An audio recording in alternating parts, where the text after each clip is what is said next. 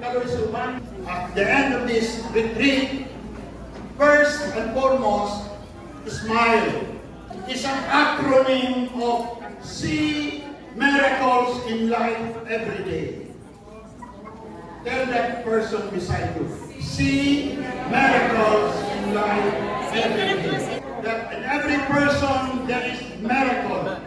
It is that person is made by the image and likeness of God. Ikaduha, para sa mga husbands, mga lalaki, tignan sila pogi. Pogi is an acronym, presence of God inside. Ito no, kanang mga babae, suntiin ninyo cute. It's an acronym of Catholic until the end.